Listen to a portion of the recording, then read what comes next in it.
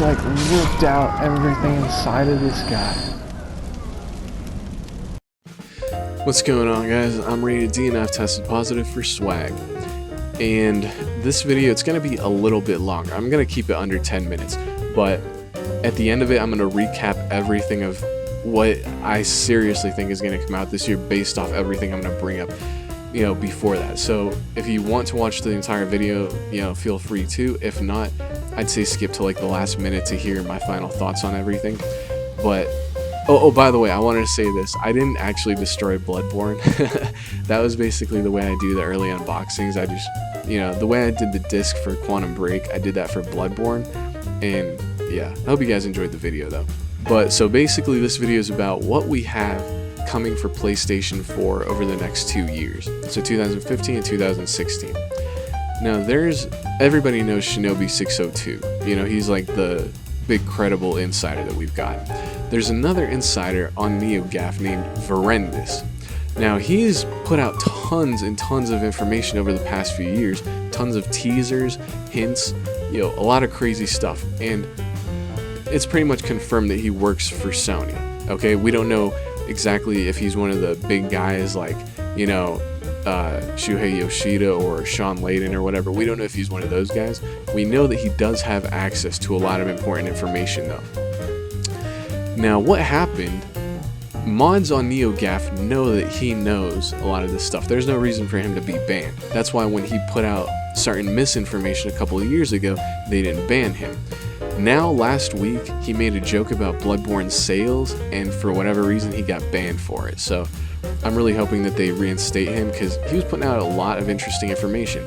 And in the description of this video I'm going to put a thread from a forum where a guy threw in posted links to a ton of the important information that Verendis had posted over the past few years. Feel free to look into all that stuff. I think it's really interesting, and I think it definitely proves that there's a lot of interesting stuff coming to PlayStation 4. First off, a couple small things that they're just kind of fun little things that aren't the big games that we're really looking forward to, but are definitely some fun stuff that we're looking forward to as well.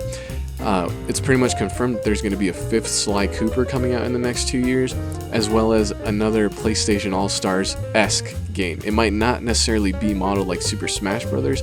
It might be more along the lines of Mortal Kombat. We don't exactly know yet, but there is another mascot-esque game that's in the works.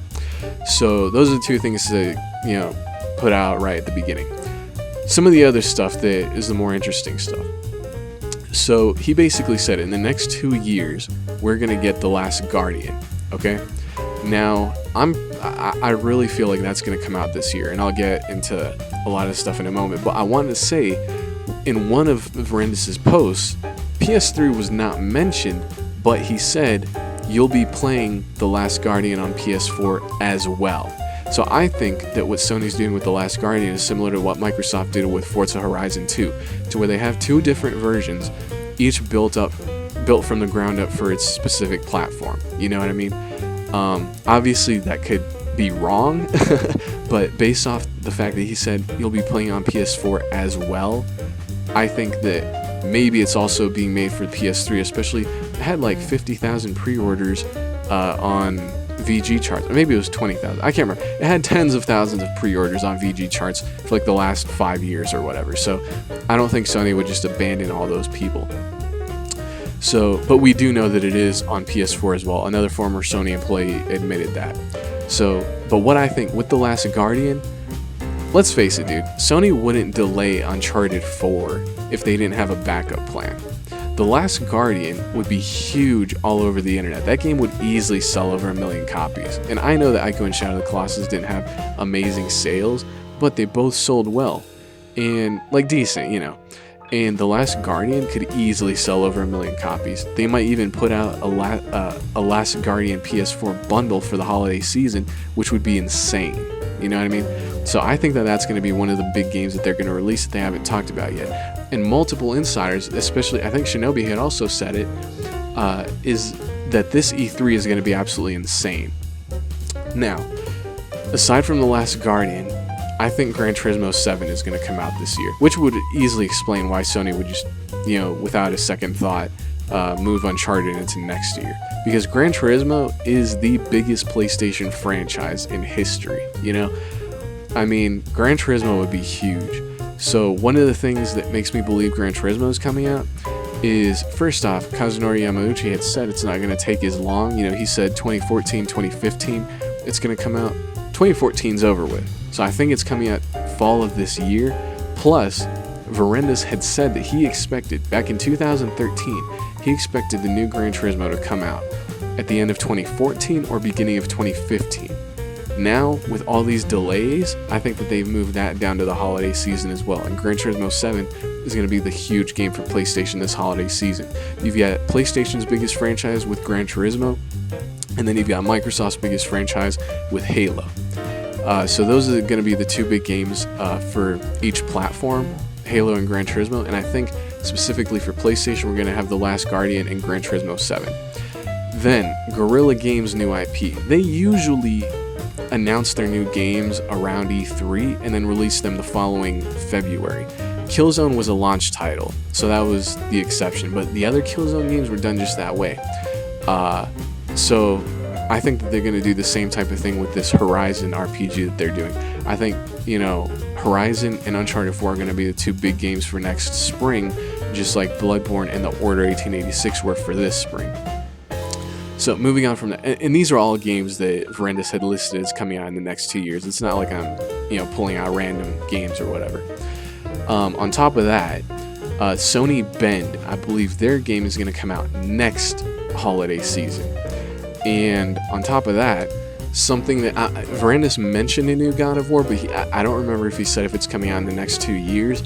I think the next God of War is going to come out next holiday season as well, because the pattern that we've seen with Sony with the PS3 with HD remakes was they'd remake games for a specific series, and then a few months later, or like a year later or whatever, a new game in that series or made by that developer would come out. So with the new God of War remasters, I think that they're going to put out the next God of War at the end of 2016. Now, a couple more things before I recap. He posted on NeoGAF last December two things which were really interesting to me. There were links to different YouTube videos. One, he said, a new game which will be a pretty big deal, I'm sure. And that linked to a YouTube video where it was music from Bonnie and Clyde. Okay, I'm not sure what that's supposed to mean. Obviously, it's a teaser. And then he said, an old game which will be somewhat of a big deal, I guess. And then it goes to that Diddy Coming Home song. So, what that means, obviously, is that we're getting an old game is coming back to PlayStation. I don't know if it's from PS2, PS1, or if it's something that moved to being multi-plat and then came back to PlayStation now. I don't know exactly what that is. And then obviously the Bonnie and Clyde thing is totally weird. Some new game which is going to be huge. Maybe it has something to do with Rockstar. I don't know. But and then he also said, pretty much hinted, there's an exclusive, or at least something like exclusive content maybe, from Rockstar and also from Activision. So who knows what that is. One of them is probably Agent. I don't know what the Activision thing might be. Maybe it's Crash. Who knows. But I think those are the two, you know, more, I guess they're the better guesses that you could have, is Agent and a new Crash. Those would make sense if it's from Rockstar and Activision. So, putting everything back together, or summarizing or whatever, 2015, what I think is going to happen, we're going to get, obviously we know about God of War 3 being remastered, but at the end of the year, I think we're finally going to get The Last Guardian. I think we're going to get Gran Turismo 7 for spring of next year, and then maybe a new Sly game at the end of this year too. I don't know when that might come out, this year, next year, who knows, but a new Sly game is coming out as well, a new PlayStation mascot themed game. So at the end of this year, specifically, like I said, Last Guardian and Gran Turismo 7. Spring of next year, Uncharted 4 and Horizon by Guerrilla Games. Fall of next year, we're gonna have Sony Bend and the new God of War.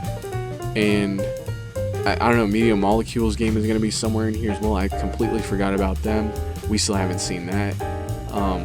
I don't know, dude. At the end of the day, there's a lot of exciting stuff for PlayStation, and like I said, those last two hints with a game coming back to PlayStation and then a brand new game that's going to be a big deal, you know, it's crazy. He also said that there's an exclusive Konami game, like a PlayStation exclusive Konami game that's in the works, and also a PlayStation exclusive Sega game. So we'll have to see. Those two, I think he said, are a bit of a ways away, but it's interesting for us to see what's going to happen with those. Anyway, I'm over 10 minutes. That's it for the video. Keep it frosty.